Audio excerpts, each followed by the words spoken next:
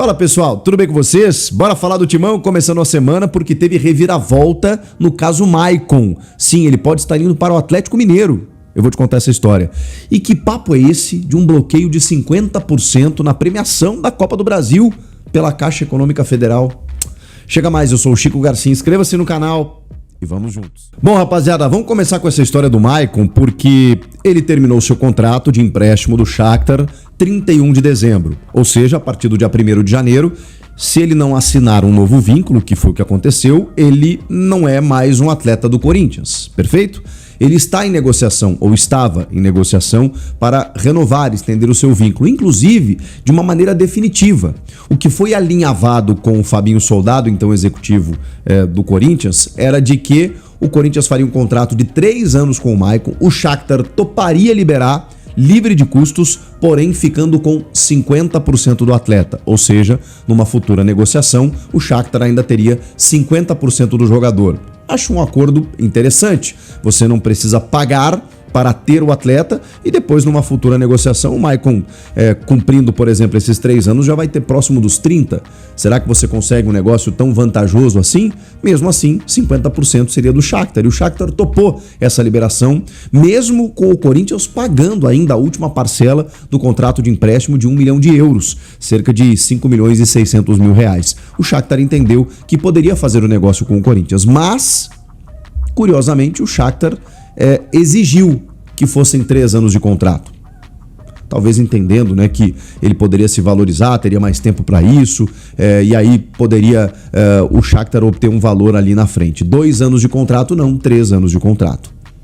Pois o Corinthians, na transição de 2025 para 2026, mudou o executivo, né? Saiu o Fabinho Soldado, chegou o Marcelo Paz. Não sei se tem, digamos, uma definição por parte do Marcelo Paz, mas o fato é que o Corinthians mudou de 3 para 2 anos. Ó, a gente vai renovar por mais 2 temporadas, não 3. E o Shakhtar meio que colocou uma areia no negócio, do tipo, a gente prefere 3. E o próprio Maicon também prefere 3. Nesse caso, chegou o Atlético Mineiro. Opa, peraí, eu dou 3 anos de contrato. E aí começou a negociar diretamente com o jogador. Tem um detalhezinho nessa história que o pai e empresário de Lianco é pai também de Liara, ou seja, irmã do Lianco, que é casada com o Maicon. Então o Lianco é cunhado do Maicon, que joga no Atlético Mineiro. O pai do Lianco é, digamos, o sogro do Maicon.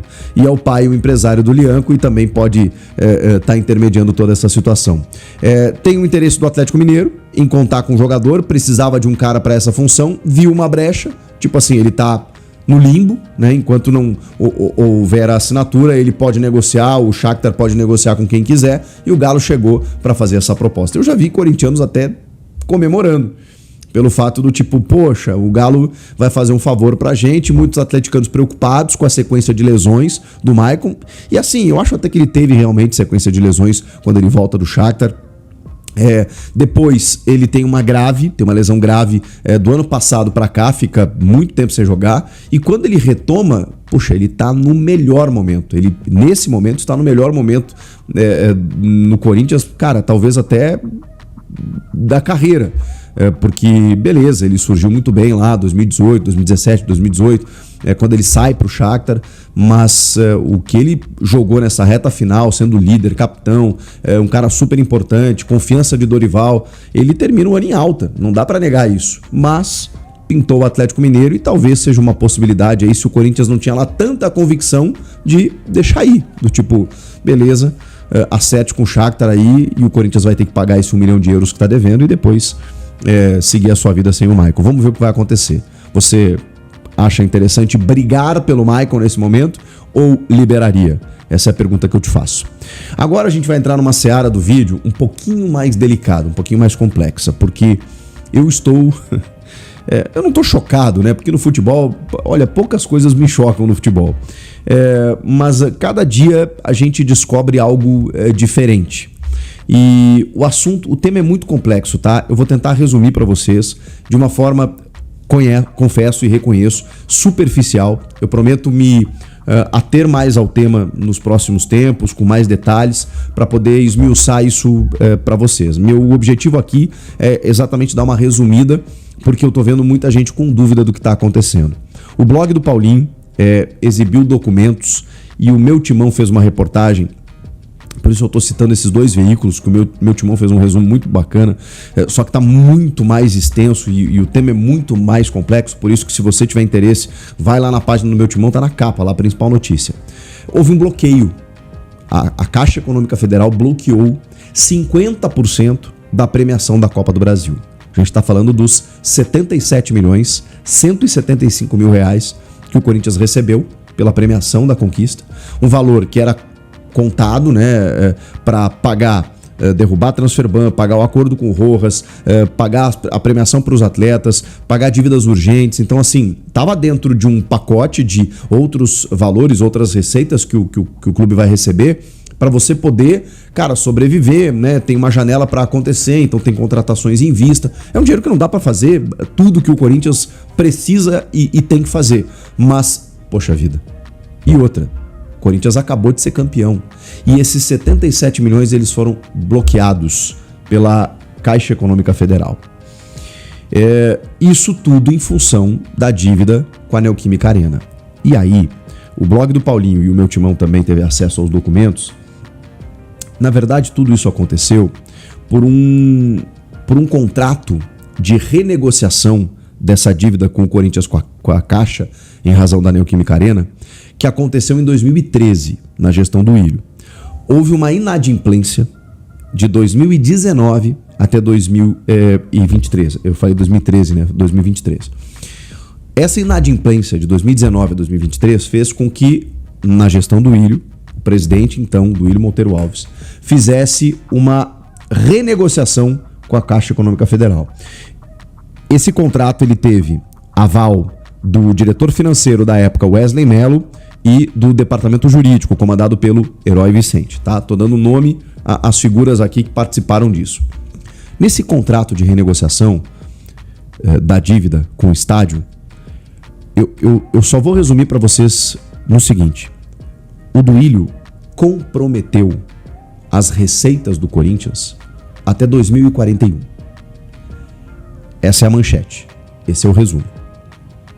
Indicando que a Caixa Econômica Federal pudesse bloquear premiações, receitas com direitos de transmissão, valores com bilheteria, tudo que envolve, quase tudo que envolve a receita de um clube, a Caixa Econômica Federal teria a prerrogativa de pegar uma parte em razão da dívida com o estádio.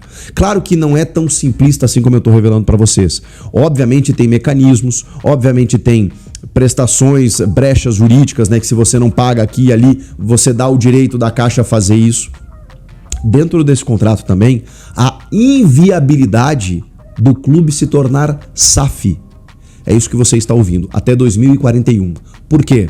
Porque mudar o modelo do clube, que hoje é associativo, para um modelo empresa, impactaria na forma como as receitas chegariam via Parque São Jorge, da modalidade feminino, do futebol feminino, do basquete, categoria de base, o basquete que inclusive foi encerrado, né, do futsal. Tudo isso envolvem receitas que a Caixa poderia, digamos, bloquear para poder ajudar a pagar a dívida do estádio. Então, no momento que você muda o modelo do clube, você bagunça todo esse sistema. Então, o contrato também previa isso, de que o clube não pode virar uma SAF até 2041, para que, nesse período todo, a Caixa pudesse receber aquilo que lhe é de direito. Eu tenho dificuldade, até por não ser um especialista no tema, para saber, para entender isso como algo positivo. Porque, ok, você tem uma dívida, ok, você precisa pagar, ok, é um estádio que tá difícil de você pagar porque a dívida ela foi exponencial em determinado momento e você precisa fazer acordos para, enfim, direcionar as suas receitas para poder arcar com esses valores. Agora, eu confesso para vocês que eu nunca vi nada parecido. Você limitar restringir, bloquear, alienar todo o teu patrimônio, toda a tua receita em razão de uma dívida. Isso, cara, isso abre um precedente perigosíssimo, porque o Corinthians não consegue, nesse momento, ter autonomia financeira. Não consegue ter fluxo de caixa. Não consegue contar com receitas para que essas receitas possam sustentar o clube financeiramente, porque essas receitas estão comprometidas. Simplesmente porque o cara foi lá e assinou e comprometeu as receitas do clube até 2041. Gente, isso não pode ser certo. Repito, eu não tenho o melhor embasamento. Eu vou bater nessa tecla porque provavelmente daqui a pouco chega nos comentários aqui algum jurista e tal, mas eu não consigo concordar com isso. O Duílio se defende dizendo o seguinte, a nota dele, tá? Durante a minha gestão, celebramos um acordo muito saudável entre o Corinthians e a Caixa Econômica, que reduziu de 3 bilhões para 700 milhões, uma contingência que o clube tinha a respeito da Neoquímica Arena. Ou seja, a dívida estava em 3 bi e, segundo o Duílio, reduziu para 700, porque aí teve a Operação Lava Jato, teve a Odebrecht, aí concentrou tudo na Caixa, tá? No nosso último ano de gestão, quitamos 80 milhões referentes a esse acordo. Esse pagamento deveria continuar sendo priorizado nos anos seguintes à minha saída. Aí agora começa o discurso político, né? Porque ele se defende, óbvio, e aí começa o discurso político, que não beneficia o clube, né? Então, o que eu lamento, antes de continuar a nota do Duílio, o que eu lamento é que nem o Duílio, nem o Andrés, nem o Augusto, eles pensaram no clube. Eles não pensaram no clube. Eu não sei se o Stabile está pensando no clube. A gestão dele é vigente, ela ainda está acontecendo. Eu vou ter uma análise macro quando ele sair e depois, né, dos seus feitos realizados. Mas as gestões anteriores, ninguém pensou no clube. É cada um defendendo o seu. É impressionante. Se alguma receita listada como garantia foi bloqueada, isso lamentavelmente significa que alguma parcela vencida está em aberto.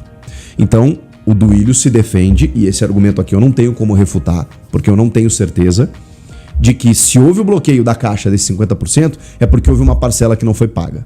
E aí, se não foi pago, e está previsto em contrato, temos um problema, tá? Então, vou colocar essa vírgula aqui, tá bem?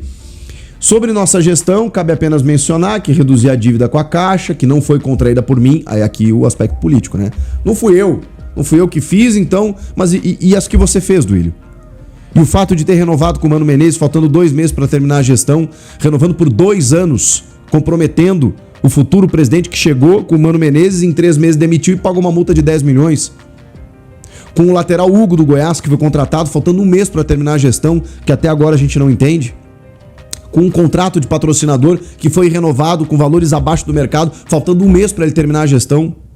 Com uma confissão de dívida dos débitos que o clube tinha com empresários, e confissão de dívida é um termo de que você não tem mais como recorrer. Simplesmente o Corinthians tinha que pagar esses empresários num valor superior a 100 milhões de reais. Então tudo isso, o Duílio, ele não pensou nas gestões futuras. E aí ele diz, nesse caso específico, essa dívida não contraída por mim. E as coisas que ele fez, enfim. E pagamos a primeira parcela, mostrando em 2023 que o acordo era factível. Fizemos uma transição pacífica ao fim de 2023 com o presidente então eleito e tudo isso foi explicado. Aí ele termina dizendo que a Neoquímica Arena é um dos maiores orgulhos da Fiel, blá blá blá, Nem vale a pena terminar aqui porque não acrescenta em nada a nota dele. O que fica aqui é que ele se defende, que ele diminui a dívida e que era possível pagar dentro de um contrato. Só que, cara, o modelo que foi feito foi muito nocivo para o clube, financeiramente. Ele entregou as receitas do clube até 2041 para a Caixa Econômica Federal. Vamos para a prática? Repito, tem muita coisa para destrinchar disso. Eu fiz o resumo do resumo para vocês. A matéria no site do meu Timão tá lá, toda detalhada. Quem quiser ter mais detalhes, né, a respeito disso. A questão SAF, por exemplo. E muita gente preocupada também de que a Safiel, por exemplo, está inviabilizada e qualquer outro modelo de SAF até 2041. Bom, o que eu entendi, se a Safiel chegar e renegociar com a Caixa dizendo, tá aqui o valor, acabou, o modelo de SAF pode entrar no clube. Mas aí vejam só, que qualquer modelo de SAF, e essa é uma das ideias da Safiel, né? É que tá imediatamente com aporte a dívida do estádio. Mas qualquer modelo de SAF, se o Ronaldo Fenômeno, qualquer empresário chegue agora no Corinthians, ele tem que ter o valor do estádio além do valor destinado ao clube.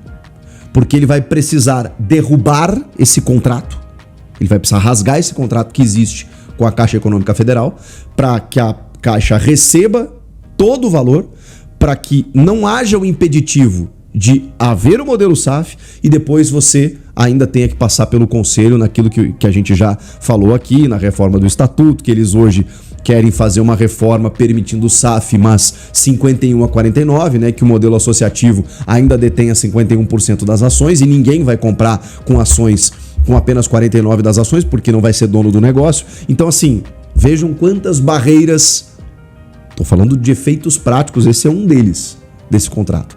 Quantas barreiras precisariam ser derrubadas se o Corinthians quisesse se tornar uma SAF? Duílio Monteiro Alves, eu não canso de me surpreender. Impressionante. Agora, a análise, o juízo, a opinião, a conclusão é com você. Anceleri, uma fonte me disse que só depende dele. Ou ele baixa a sua pedida salarial, ou ele não vai renovar contrato com o Corinthians. Aliás, nem se reapresentou, né, com o elenco corintiano neste sábado no CT Joaquim Grava. O Anceleri está com a situação complicada. O Corinthians quer renovar contrato por 1 ano e dar um salário para ele que o Corinthians entende que é o justo. O Corinthians, inclusive, já está reajustando o salário dele, mas ele quer muito mais. Aí fica difícil, né? Eu até entendo que o Anceleri é uma boa renovar com ele, um bom reforço, que pode ser um bom ali reserva, né, pro Matheus Bidu, mas não dá, né, para também pedir muito, né? O Anceleri já é um jogador já acima dos 30 anos, enfim, não dá para ficar pedindo o que está pedindo. Ele não quer que vaze os valores, o Corinthians também tá preservando isso, enfim, não quis vazar, conversei com fontes, não, Samir, melhor não vazar, tal, mas ele tá pedindo muito.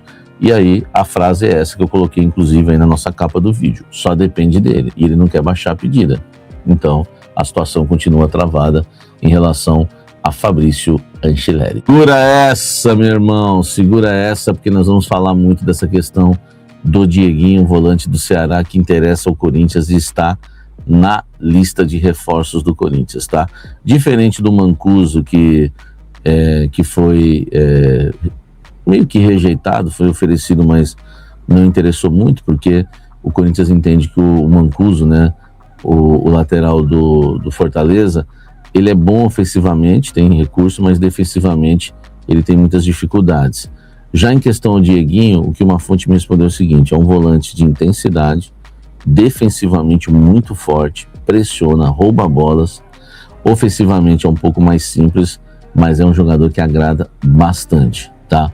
Então o Dieguinho está na lista, essa é a avaliação do Corinthians em relação ao Dieguinho, volante do Ceará, 30 anos, ele atingiu o auge da carreira dele aos 30 anos jogando pelo Ceará, tá? Sob o comando do Léo Condé, tem contrato com o Ceará até o final desse ano. É um jogador que conquistou a torcida cearense e, repito, né, na avaliação de Corinthians, dentro do Corinthians, é um jogador de intensidade, que rouba bolas, forte defensivamente, veloz. É um jogador que interessa e está no perfil do bom e barato que o Corinthians quer e chega, inclusive, né, para disputar a posição. Chegaria, melhor dizendo, para disputar a posição.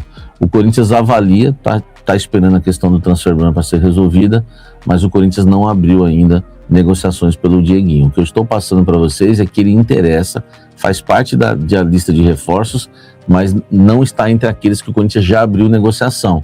Mas é um jogador que interessa, sim, o Corinthians e outros clubes da Série A, porque atingiu aí o auge, né, da sua carreira jogando pelo Ceará. Tá? Ele é ex-Goiás, pode jogar também na lateral, mas como volante é muito bom. Possui contrato com o Ceará até o fim da temporada 2026 e pelo Vozão, tá? Na Série A, o volante de 29 anos, né, já entrou em campo aí, entrou em campo em 2025 por mais de 50 partidas, tá? Marcou 2 gols, deu 2 assistências, é um jogador defensivamente muito bom e que corre bastante, tá? Agora vamos falar de quem tá deixando o Corinthians, que é o Fagner. O Fagner, ele negocia a rescisão contratual com o Corinthians para acertar definitivamente com o Cruzeiro.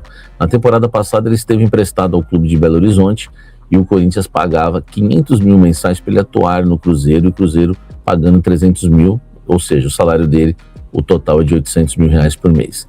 Agora o Corinthians não quer mais emprestar o Fagner, principalmente nesses moldes, já que agora a diretoria é do presidente Osmar Stabile e não do Augusto Melo. Augusto Melo que emprestou junto com o Fabinho Soldado, pagando 500 mil mensais ao Cruzeiro e o Cruzeiro ficando com 300 mil. Agora o Corinthians não quer emprestar e por isso o Fagner está tentando a rescisão, porque ele já tem um acordo, já está palavrado com o Cruzeiro para assinar um contrato definitivo com o clube de Belo Horizonte. Só que tem um problema, o Corinthians quer que ele abra mão do contrato todo, ou seja, 10 milhões e 400 mil reais, que é o valor somando o 13º. Se você pegar 800 mil e multiplicar por 13, vai dar 10 milhões e 400 mil, tá certo? Agora, o jogador, ele não quer abrir mão do contrato todo, então a situação ainda está se arrastando, né? Envolvendo o Fagner. Sabe quanto que ele pediu para o Corinthians para rescindir o contrato, enfim, seguir sua vida? Ele pediu 2 milhões e 600 mil, ou seja, ele quer que o Corinthians pague mensalmente, isso de forma parcelada, 200 mil reais para ele jogar no Cruzeiro. Então o Corinthians deixaria de pagar 500 e passaria a pagar 200. Tem aí uma economia de 300 mil? Tem, mas ele vai em definitivo para o Cruzeiro, porque se o Corinthians pagar 200 mil, que seria pelo empréstimo novamente, né, porque essa negociação só seria fechada por empréstimo de novo, o Corinthians pagando 200 mil reais por mês, o Fagner tem contrato até o final do ano, enfim, até dezembro o Corinthians pagaria 200 mil e ficaria livre para jogar no Cruzeiro e aí, né, ter um contrato lá com o clube. Não sei se seria por empréstimo ou definitivo, só sei o que ele pediu foi isso, 200 mil reais por mês para rescindir o contrato. O Corinthians quer que ele abra mão de todo o contrato, mas pelo que eu entendi dentro do Corinthians, eu acho que o Corinthians vai acabar cedendo, vai pagar os 200 mil e o Fagner vai continuar no Cruzeiro e aí não volta mais para o Corinthians. Eu queria saber se você concorda com isso. Ou você acha que o Corinthians deveria bater o pé e falar, volta, se representa e treina. Ou você acha que o Corinthians tem que pagar os 200 mil e se livra logo dele e ele vai para o Cruzeiro. Eu quero a sua opinião aqui embaixo. Deixa o seu like. Fala, torcedor corintiano, venho aqui com mais um vídeo. Você que deixa seu like e se inscreva no canal. Vamos falar aí a respeito dessa pureza aí que o Duílio Monteiro Alves fez no clube, né? Então, hoje o Corinthians está passando por isso tudo aí também. Mas por conta daquela má gestão do Duílio, não vamos tirar a culpa também do Augusto Melo.